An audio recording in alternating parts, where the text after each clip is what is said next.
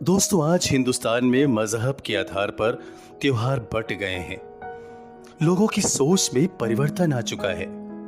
पर अगर हम ईदगाह कहानी को किसी दशहरे के मेले के साथ बदल कर देखें तो लगेगा तब के हिंदू मुस्लिम समाज में कोई विशेष अंतर न था।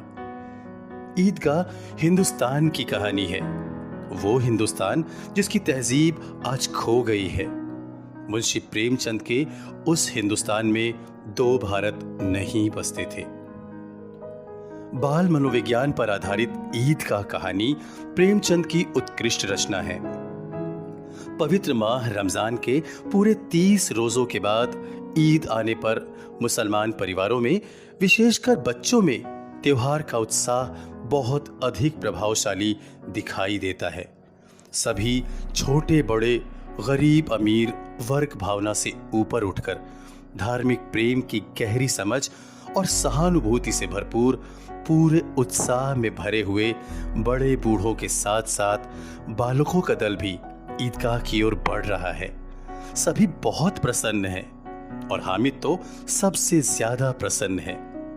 वो 4-5 साल का गरीब सूरत दुबला पतला लड़का, जिसका बाप गत वर्ष हैजे की भेंट चढ़ गया और माँ ना जाने क्यों पीली होती होती एक दिन मर गई।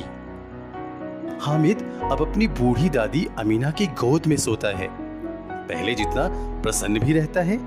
उस नन्ही सी जान को तो यही बताया गया है कि उसके अब्बा जान रुपए कमाने गए हैं और अम्मी जान अल्लाह मियाँ के घर से बड़ी अच्छी अच्छी चीजें लाने गई हैं। इसीलिए हामिद की प्रसन्नता में कोई कमी नहीं है। और हो भी क्यों, आशा तो बड़ी चीज है, और वो भी बच्चों की आशा। इनकी तो बात ही ना करिए।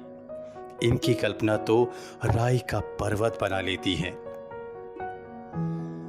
हामिद के मित्रों के पास में खर्च करने के लिए पैसे ही पैसे हैं, लेकिन खुद हामिद के पास सिर्फ 6 पैसे हैं। आकर्षण के कई स्थान हैं। मेले में बच्चे खूब खरीदारी कर रहे हैं, मिठाइयाँ खा रहे हैं और मेले का आनंद उठा रहे हैं।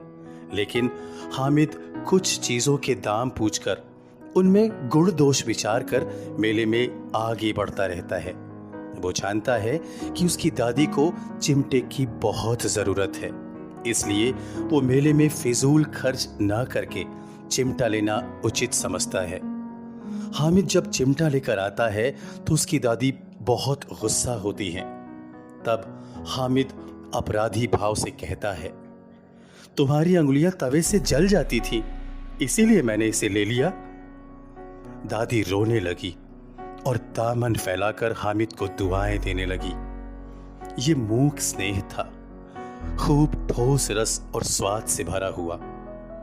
दोस्तों, ईदगाह एक बेहद नाजुक कहानी है जो एक खूबसूरत नर्म एहसास को समेटे हुए ये बताती है कि जिंदगी का मतलब अपनी ख्वाहिशों के अलावा भी कुछ है।